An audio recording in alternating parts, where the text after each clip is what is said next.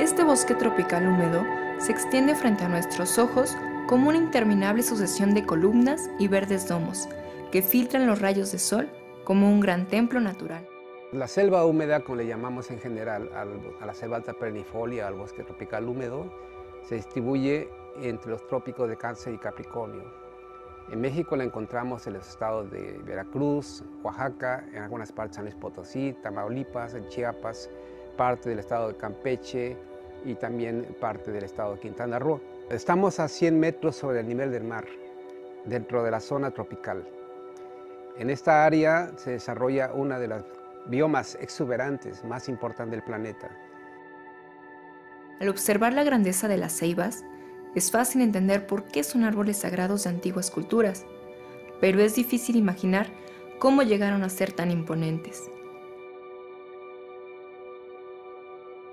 Y más complicado aún, transmitir el dolor que provoca ver uno de estos gigantes derribado.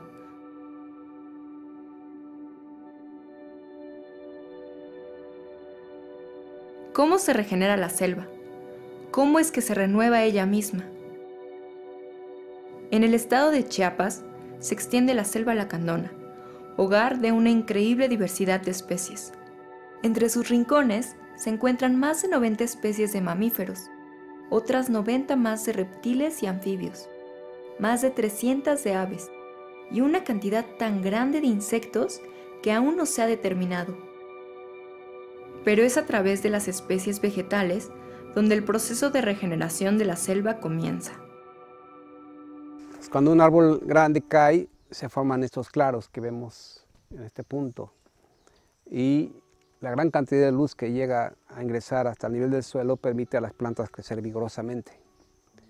En esas circunstancias, plantas como Cecropia, este árbol que vemos con hojas grandes en forma de dedos, se desarrollan rápidamente. Por ejemplo, esas Cecropias no tienen más de 10 años y ya están produciendo sus frutos. La investigación que por años ha ocupado al Dr. Miguel Martínez del Centro de Investigaciones en Ecosistemas de la UNAM es importante para entender la cadena que se entrama en la selva. En su trabajo se descifran los factores que mueven al bosque. Se trata de explicar cómo es posible la regeneración de este complejo espacio. Aquí se inicia el proceso de regeneración del bosque. Especies como Cecropia cicatricen la perturbación y posteriormente van a desarrollar otras plantas que crecen más lento hasta que se forma finalmente el bosque maduro donde estaba la ceiba. La regeneración del bosque se conforma con pequeños pulsos que al azar, cuando un árbol cae aquí y otro allá, generan claros de bosque, es decir, agujeros que se forman en la mancha verde formada por las copas de los árboles. Estos espacios vacíos provocan una danza de especies que con el tiempo vuelven a tapar este agujero y lo vuelven verde una vez más. La velocidad con la que crecen las plantas depende en parte de una serie de atributos. Por ejemplo, las que crecen más lento generalmente tienen semillas grandes, como esta semilla de Licania platypus, que es parecida a una semilla de mamey grande o de un aguacate. Mientras que las que crecen muy rápido tienen semillas pequeñitas, si acaso de 2 milímetros de largo. Esas especies por lo general llegan a morir muy pronto. Por ejemplo, hay especies que llegan solamente a vivir 8 años, otras que crecen un poquito más rápido, 30 años, pero esas especies que tienen semillas grandes y crecen lentamente pueden vivir varios siglos. Esta planta licania representa a las especies tolerantes, mientras que en el otro extremo, de las semillas chiquitas que crecen rápido, son especies que llaman colonizadoras o pioneras, porque cuando se abre un hueco son las primeras que llegan a crecer ahí. Asociado al tamaño grande de las semillas, estas plantas de crecimiento lento tienen una madera dura, como en este caso, como es el caso de este árbol. En ocasiones llega a ser tan dura la madera que es prácticamente imposible herirlas con un machete. El machete rebota. En el otro extremo tenemos especies de crecimiento muy rápido, cuya madera es muy blanda, porque tiene altos contenidos de agua. Esta planta de crecimiento lento tiene un conjunto de estrategias para enfrentar a los animales que pueden llegarse a comer. La madera dura, por un lado, las protege de insectos que pueden perforar la madera. Las semillas grandes es una inversión energética para proteger a las plántulas mientras están creciendo en la sombra y no tienen suficiente luz, y les proveen de nutrientes como si tuvieran un alimento que dura algunas semanas o meses mientras ellos alcanzan el nivel de protección propio. Así como describimos que las plantas que crecen rápido tienen semillas chiquitas y madera blanda con mucha agua, también se caracterizan porque tienen hojas muy grandes, como esta hoja en descomposición de Cecropia. Estas plantas con esta superficie grande de captura de luz pueden almacenar energía suficiente para crecer. Aquí tenemos Calathea, también es una planta que aprovecha mucho la luz y ven las hojas que parecen antenas parabólicas. En contraste, tenemos a las plantas de sombra que tienen en general hojas pequeñas, como esta Nectandra.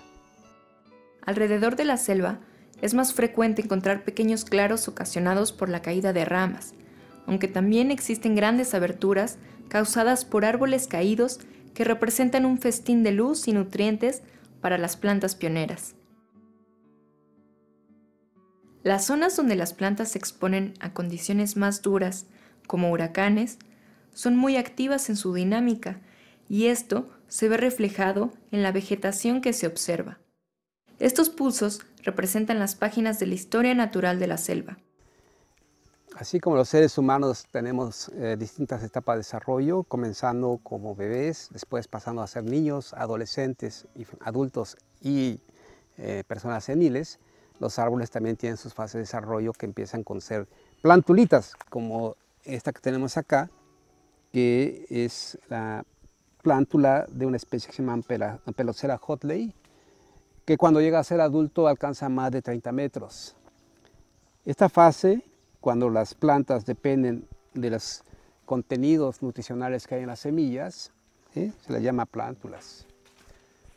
Más tarde, cuando crecen, como este arbolito que estamos acá, como este, se le llama un brinzal, o es un árbol joven. Más tarde pueden desarrollarse como este que está aquí. Es un árbol joven, todavía más adelante del ciclo de vida, hasta que llegan a la etapa reproductiva en algún punto de la bóveda del bosque. Las plántulas de muchas especies crecen en la sombra y la luz a este nivel es tan reducido como apenas el 5% de lo que incide por encima de la bóveda llega al nivel del suelo. Pero ellos son capaces de usar ese porcentaje tan pequeño de luz para hacer fotosíntesis. Y solamente van a crecer cuando llegue más luz. Y eso ocurre cuando uno de los árboles grandes caen o una de las ramas grandes de esos árboles abren un hueco en la bóveda, permitiendo que llegue luz directa a estas plantas. Algunas plantas crecen de manera continua hasta alcanzar el dosel, mientras que otras no crecen suficiente en un solo evento de perturbación o de apertura del dosel, y entonces se paran hasta la próxima apertura, y así sucesivamente van creciendo a pulsos.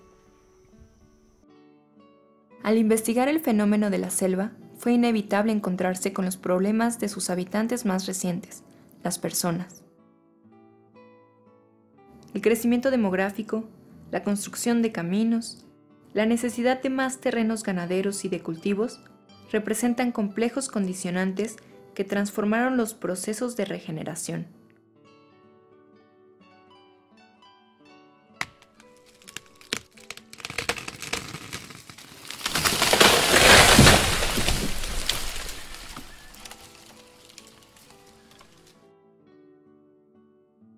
Hoy ya resulta imposible para la selva regenerarse ella misma de forma natural. Es por ello un reto para la ciencia y la sociedad encontrar formas de restaurarla y así no perderla para siempre.